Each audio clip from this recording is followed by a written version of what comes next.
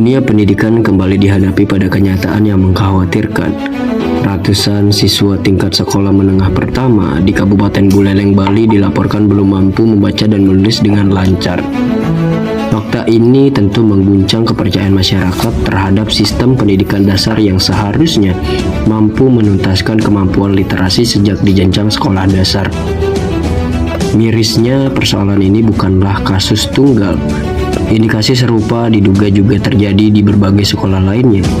Hanya saja belum terungkap atau belum mendapatkan perhatian publik yang cukup. Lantas, bagaimana mungkin siswa bisa naik ke jenjang SMP tanpa menguasai kemampuan dasar literasi? Di mana letak masalah utamanya? Apakah pada kurikulum, sistem evaluasi, kualitas pengajaran, atau pada lingkungan belajar yang kurang mendukung? Persoalan ini tentu tidak bisa dibiarkan berlarut-larut. Sudah saatnya semua pihak, baik pemerintah, sekolah, guru, atau orang tua, hingga masyarakat luas, duduk bersama mencari solusi nyata dan berkelanjutan. Apa saja langkah-langkah konkret yang dapat dilakukan untuk mencegah hal ini terus terjadi dan memastikan setiap anak Indonesia mendapatkan hak pendidikan yang layak? Mari kita bahas bersama dan jadikan ini momentum untuk membenahi sistem pendidikan kita secara menyeluruh.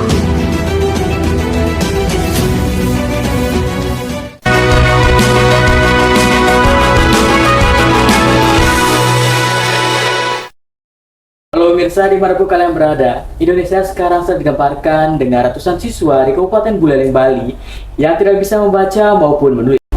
Hari ini kita bersama salah satu pakar sekaligus jurnalis dari Dewan Perwakilan Pendidikan Kabupaten Buleleng bersama Bapak Putu Mardike.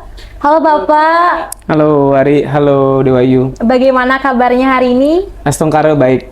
Ya. Baik Bapak, kan hari ini masih hangat-hangat isu di bulan-bulan ini terkait kasus yang masih viral gitu di Kabupaten Buleleng, yaitu banyak sekali siswa yang nggak bisa membaca akibat dari mungkin perkembangan zaman sekarang. Nah, menurut tanggapan Bapak, bagaimana Bapak menyikapi hal tersebut? Silakan Pak. Oke, jadi di Buleleng sebenarnya ada sesuatu fenomena yang menarik ya.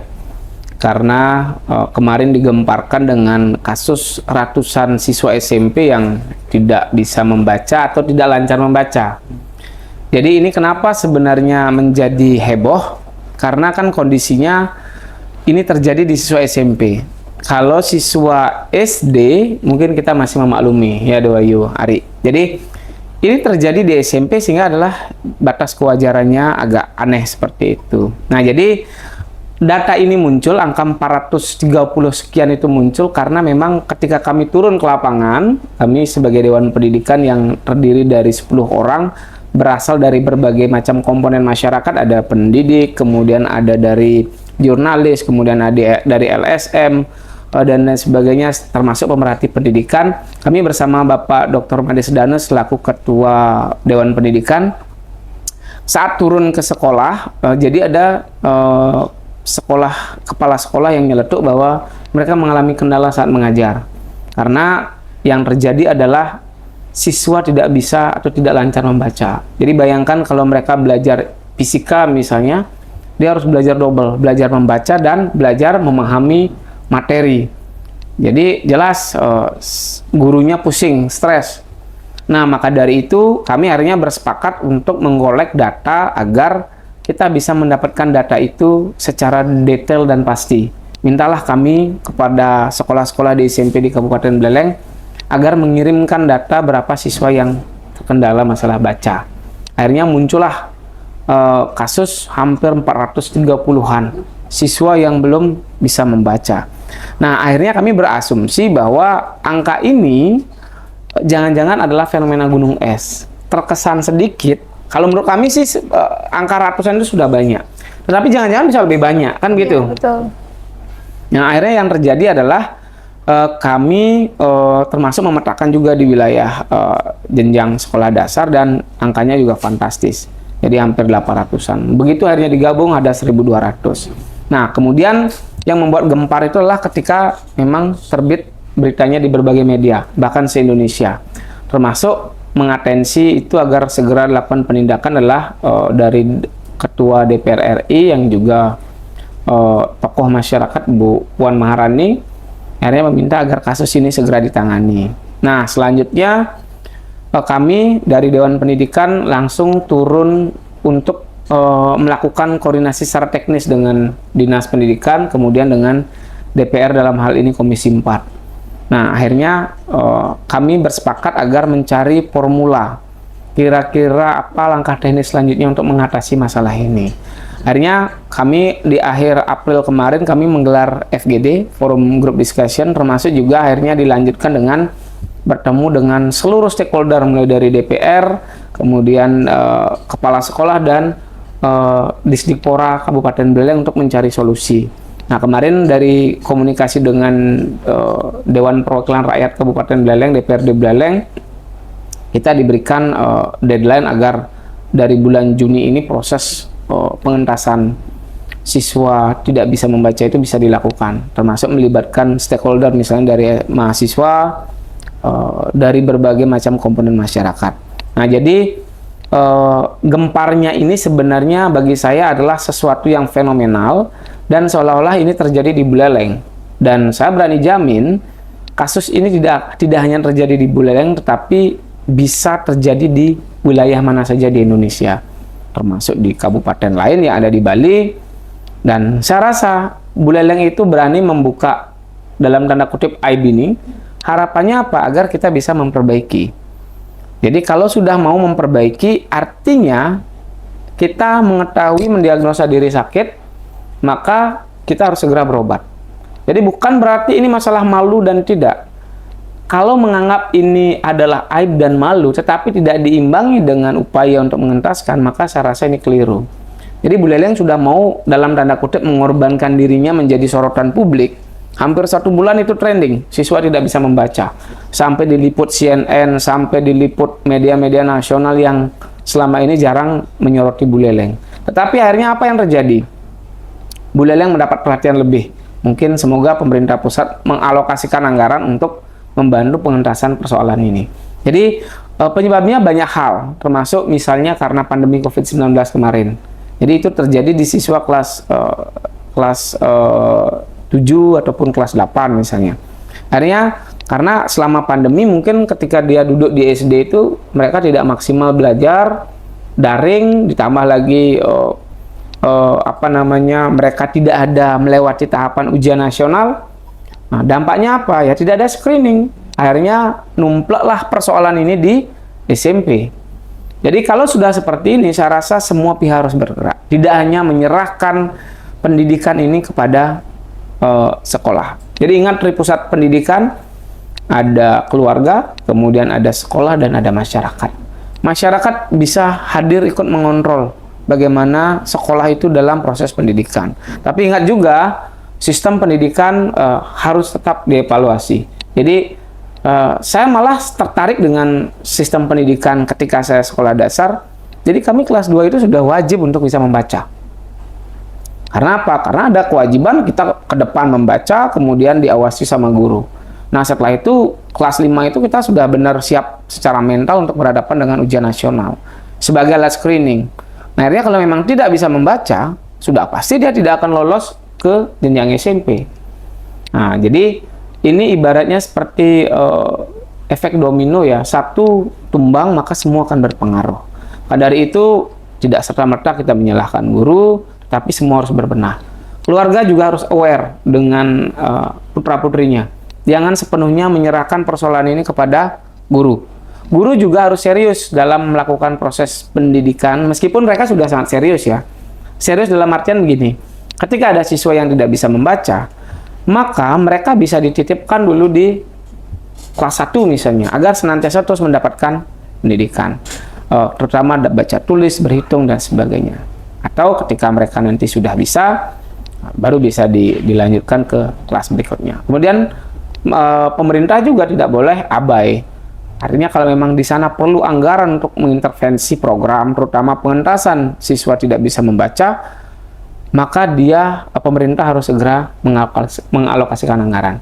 Karena memang Buleleng ini secara topografi kan negara gunung. Kalau sudah negara gunung artinya ada sekolah yang berada di perbukitan, susah diakses karena memang jalannya kondisinya kurang maksimal, kurang bagus. Jadi mereka akhirnya terkonsentrasi perbaikan pendidikan itu hanya di daerah pinggiran, ya dekat kota, dekat fasilitas umum. Yang wilayah-wilayah pedalaman itu malah dia tidak terjangkau. Nah, jadi kami di Dewan Pendidikan berkomitmen bahwa tugas kami adalah mengawal pendidikan agar berjalan dengan lancar, berjalan dengan baik. Persoalan itu harus segera ditangani. Jadi semakin banyak yang mengingatkan fungsi kontrol kepada pemerintah, karena selama ini kan kita memberikan kesempatan itu kepada Dewan Perwakilan Rakyat. Nah, mungkin karena jumlah mereka terbatas, atau mungkin saat mereka turun ke lapangan, ke sekolah, banyak yang mencoba menutup-nutupi karena takut ada dewan datang, maka dari itu pendekatan harus berbeda. Jadi pendekatan kita ke guru itu pendekatan sebagai teman, sehingga kalau sudah teman pasti nyaman curhatnya. Iya, betul, Pak. Ya enggak? Kalau curhatnya nyaman, dia pasti akan cerita hal-hal yang selama ini dianggap skrip dan dia bercerita. Nah, setelah di sanalah kita bisa mendata, memberikan perlakuan. Nah, muncul juga masalah istilah disleksia. Jadi disleksia itu adalah kendala mengalami baca tulis. Dia mengalami agak sedikit masalah.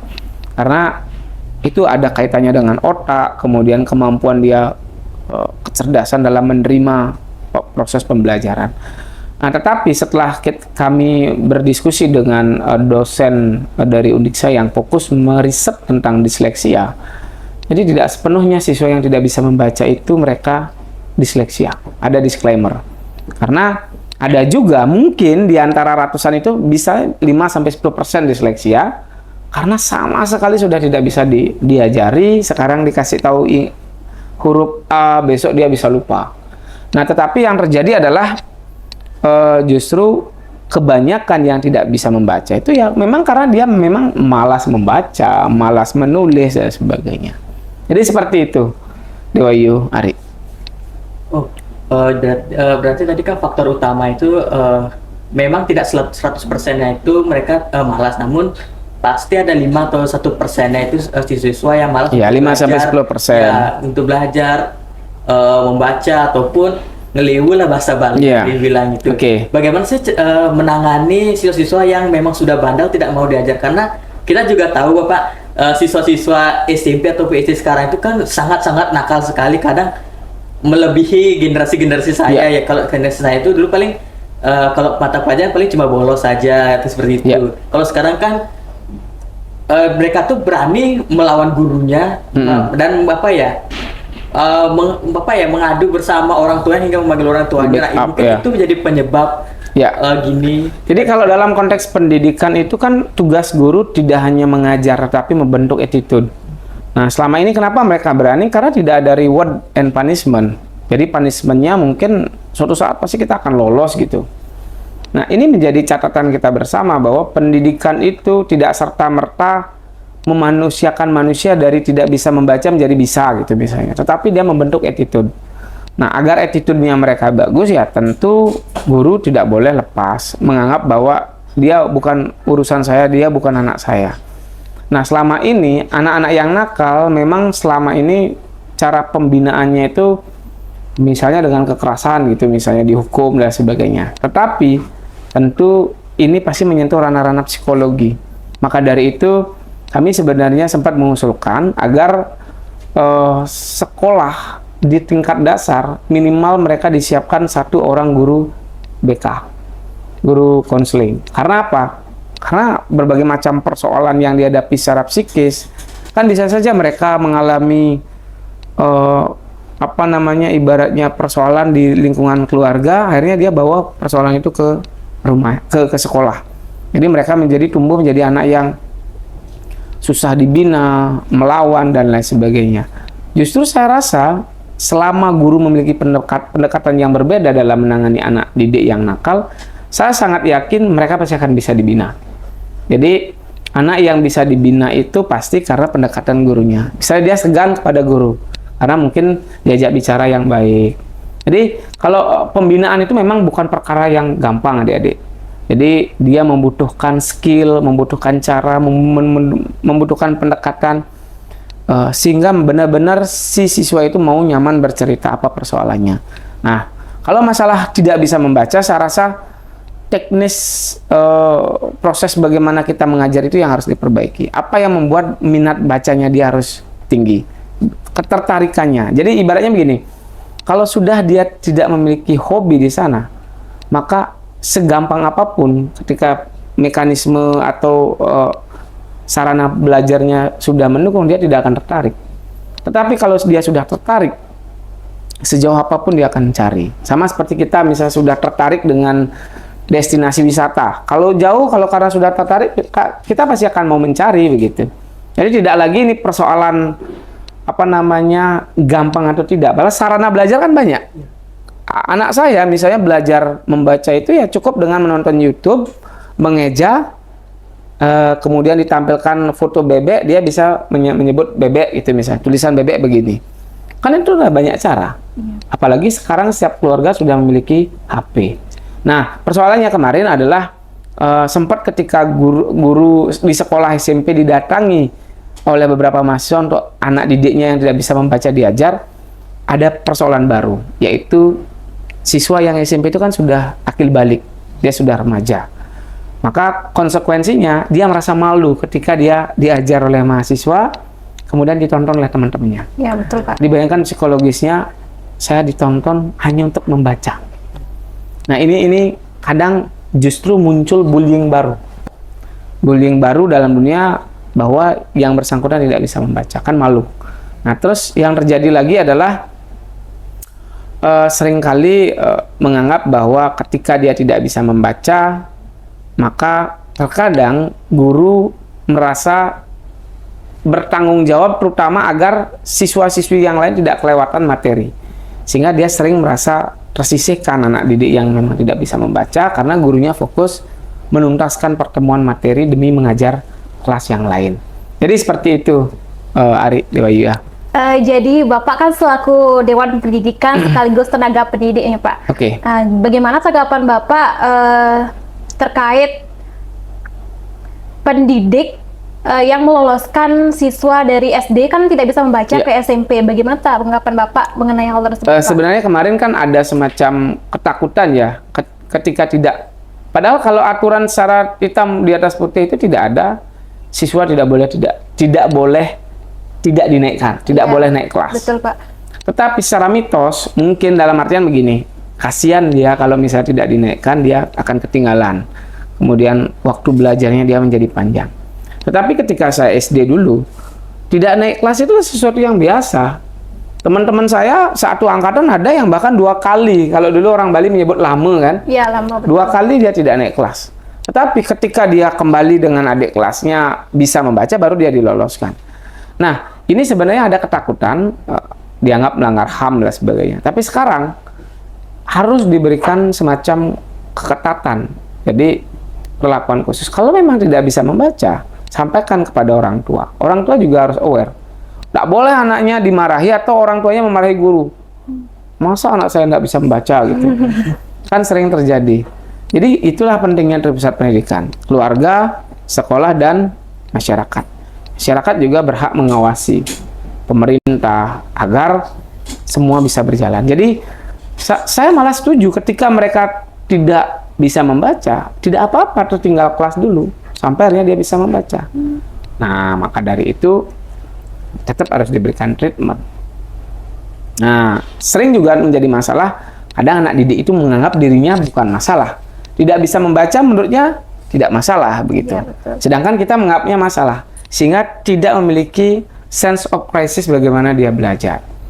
Kekhawatiran kita kan adalah ketika dia tidak bisa membaca, kelak jadi anggota dewan, kan bahaya begitu. Ya. Gimana caranya membuat regulasi atau undang-undang, sedangkan dia tidak bisa membaca?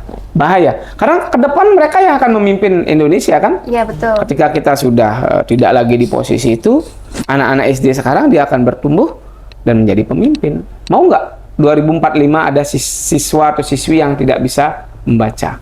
Tentunya Ya kalau tidak sih, Pak. lansia yang buta huruf, ya kita maklum karena mereka tidak pernah mengenyam pendidikan. Ya. Tapi yang sudah SD, SMP, SMA malah tidak bisa, itu menjadi persoalan yang besar gitu. Ya. Satu lagi Pak sebelum kita tutup Pak ya. Oke. anak-anak SD sekarang kan kalau membaca tuh perlu hal-hal yang menarik seperti Bapak Ibu katakan tadi. Oke. Nah, kalau di zaman saya dulu SD itu saya dibelikan beberapa buku yang memang benar-benar menarik untuk saya untuk belajar baca. Nah, seperti yang kita tahu Buleleng ini kan katanya itu kota pendidikan, terutama di Singaraja, Pak G. Nah, namun tempat-tempat untuk bagaimana ya kan saya Membeli buku. tempat beli buku, tempat untuk media-media untuk mereka belajar seperti literasi, tempat untuk mereka membeli komik lah untuk Betul. awalnya sudah tidak ada seperti Ya. gaya media sudah tidak ada, Togama sudah tidak ada. Bagaimana itu, Pak? Ya, ini paradoks ya ketika Buleleng menyebutkan diri sebagai kota pendidikan. Tapi ingat, itu baru secara de facto pengakuan. Ya. Karena apa? Dulu ada banyak kampus di sini. Ada Undiksa, sekarang Pukuturan, kemudian ada kampus-kampus lain bahkan lebih dari 5, termasuk LPK banyak sekali. Tapi itu baru pengakuan. Sedangkan secara de jure, secara dasar hukum, secara undang-undang, baik itu melalui Perda misalnya, Buleleng itu belum layak sebagai kota pendidikan. Karena apa? Banyak faktor. Keamanan untuk anak, ramah anak itu belum, oke lah sudah misalnya, tetapi secara implementasi belum. Karena apa? Banyak kasus pelecehan seksual. Yang kedua, Buleleng sebagai kota pendidikan tetapi tidak ada toko buku. Kemudian yang ketiga, lomba-lomba yang berkaitan dengan literasi sekarang hilang. Ya, Dulu kan kita ada lomba membaca, baca cepat, kemudian lomba menulis indah, tegak bersambung. Sekarang semakin banyak, termasuk kami pun akhirnya semakin gagap nulis tangan karena terbiasa kita menggunakan laptop. Kemudian nggak bisa membaca, sekarang sudah voice note. Iya. Ya enggak? Jadi jangan lagi ngomong tulisan saya jelek ya, orangnya pakai voice note lebih keren lagi. Kemudian pakai apa lagi? Video call. Itu yang mempercepat orang menjadi semakin malas untuk tidak tertarik membaca ataupun menulis. Kalau dulu medianya sedikit dan kita menyampaikan tulisan sebaik mungkin, apalagi ngirimin ke pacar ya. Iya, betul. Jadi tulisannya keren. Harus tertata rapi, Pak. Kemudian di bawahnya diisi pantun 4 kali 4 16, sempat tidak sempat harus dibalas gitu. Kan ini menjadi hal yang menarik ya pada saat itu. Jadi saya SD harus terbiasa nulis tegak bersambung, tulisan jalan dan sebagainya. Itu menandakan bahwa kita ini harus menguasai dalam dunia pendidikan hak dasar, yaitu belajar membaca dan menulis, berhitung, calistung. Ya, Kalau 3 dasar itu sudah bisa, pasti dia bisa naik kelas. Ya kalau salah satu tidak dikuasai, membaca saja tidak bisa, gimana cara mengerjakan soal? Kan itu ibaratnya kuncinya sudah hilang, tiba-tiba dia bisa masuk lagi. Siapa yang memasukkan kan itu? Jangan-jangan main robos dan sebagainya. Jadi seperti itu, Ri. Jadi Buleleng sampai saat ini saya pun pernah menggagas, dan teman-teman di Dewan Pendidikan, di teman-teman di Menjangan Institut juga, untuk mewujudkan Buleleng sebagai kota pendidikan. Cuman kembali lagi, ada intervensi anggaran, aturan, serta kesiapan masyarakat. Kesejahteraan guru harus diperhatikan. Kalau memang ingin mewujudkan diri sebagai kota pendidikan atau kabupaten sebagai pro terhadap dunia pendidikan. Jadi seperti itu. Waduh, sangat banyak sekali ya problemnya ya. Iya. Betul. Nah, kita sebagai generasi muda nih terutama harus bisa menjaga dan juga menanamkan nilai-nilai terkait budaya literasi, membaca dan juga lain-lain, agar kasus ini tidak semakin membanyak dan juga menyebabkan Buleleng ini menjadi kota yang dicap sebagai kota pendidikan, namun kenyataannya tidak. Bersama kami untuk bisa untuk orang tua ataupun masyarakat sekitar untuk bisa memperhatikan anak maupun siapapun itu untuk belajar membaca ataupun berliterasi dengan cara atau dengan media pembelajaran yang semenarik mungkin dan dapat menarik anak-anak ataupun siswa saat ini ya, untuk bisa ayo kita belajar membaca dan wujudkan Indonesia Emas 2045. Baik, sekian dari kami. Terima kasih kepada Bapak karena telah menyita waktunya. Kami tutup sesi segmen 2 kali ini dan dilanjutkan dengan segmen berikutnya.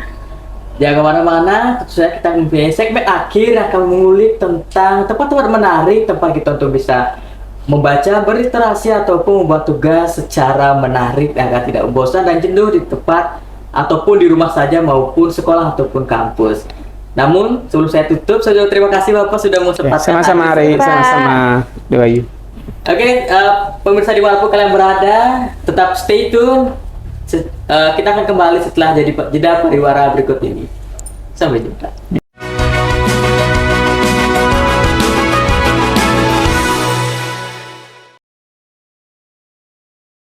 Halo sobat, kembali lagi bersama kami Ari dan juga Dewayu di segmen 3. Nah, kali ini kita akan membahas suatu tempat yang cocok untuk nongkrong dan juga sekaligus untuk tempat membaca. Apa tuh, Ri ya? Katanya namanya Jenana. Jenana apa Jenana? Jenana. Jenana. Aku tahu komunitas Jenana itu ya? Ya, komunitas Jenana. Ya. Tahu saya itu komunitas Jenana itu menyediakan tempat-tempat membaca buku seperti perpustakaan bergerak. Ya, di mana di sana tuh banyak-banyak buku maupun novel-novel terbaru yang bisa kalian baca di sana. Betul sekali. Nah, bagi teman-teman sekalian yang ingin menikmati pembelajaran yang beda dari suasana sebelumnya, itu kalian bisa datang ke Taman Kota Singaraja di hari Minggu. Setiap minggu pagi, komunitas Jenana hadir di Car Free Day Taman Kota Singaraja buat kamu yang suka buku, cerita, dan ngobrol seru. Di sini, para relawan pembaca buku akan membacakan buku-buku yang keren secara sukarela, mulai dari dongeng seru sampai kisah yang inspiratif. Semuanya dibacain dengan gaya yang asik dan penuh semangat. Acaranya gratis dan terbuka buat semua usia. Mau dengerin doang? Boleh. Mau ikutan baca? Lebih seru. Mau nimbrung diskusi? Makin rame. Ini tempat pas buat kamu yang pingin mulai suka baca, atau ngajak anak untuk mengenal buku, atau bahkan untuk sekedar nongkrong sambil mendapatkan vibe yang positif. Jadi, jangan lewatkan minggu pagi kamu begitu aja. Gabung bareng komunitas Jenana, nikmati bacaan asik, ketemu teman baru, dan bawa pulang semangat literasi yang jauh lebih fresh. Nah, komunitas Jenana ini menyediakan berbagai macam buku yang bisa kalian baca di tempatnya langsung. Tapi jangan dibawa pulang ya. Oh, enggak boleh dibawa pulang? Enggak. Oh, berarti harus baca di sana ya? Betul, dibaca di sana loh. Tapi baca di sana juga seru nggak sih? Ada banyak dagang juga Seru sambil juga. ngemil gitu kan? Iya, betul sekali. Tahu nggak sih basreng di sana? Tahu, enak banget loh, Ri. Ya, berarti kita bisa sambil baca buku sambil baca basreng. Berarti baca buku sambil makan basreng. Tapi selain basreng juga ada lumpia lumer ya. Betul sekali, ada esnya juga. Aduh, jangan lu ya. Masih hari apa nih? Hari Rabu sekarang. Rabu ya, masih Rabu ya. Berarti kita harus Lagi nunggu 4 hari. lagi 4 hari untuk tunggu ke sana. Jadi, untuk kalian yang berada di rumah yang merasa jenuh belajar di rumah, ingin apa ya? Baca-baca Suasana buku, belajar ya baru. betul. Suasana yang ramai, ingin sambil mukbang bisa juga di sana. Karena di Taman Kota Singaraja itu ada tempat untuk kita membaca buku di bawah-bawah pohon itu nggak sih, pohon beringin ya. Di atas rumput. Di atas rumput, jadi itu adem sekali. Pagi-pagi kalian bisa bersantai di sana sambil membaca buku ataupun nugas di sana. Seperti di segmen sebelumnya, seperti di Pak Mardika, kita memerlukan tempat belajar yang nyaman dan berliterasi yang nyaman ya. Betul sekali.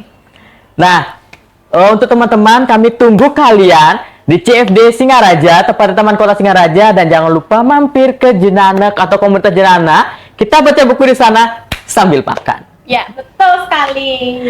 Saya Ari Ardika. Dan saya Dewayu. Kami tunggu kehadiran Anda di Taman Kota Singaraja, tepatnya di hari Minggu di CFD Singaraja. Dadah.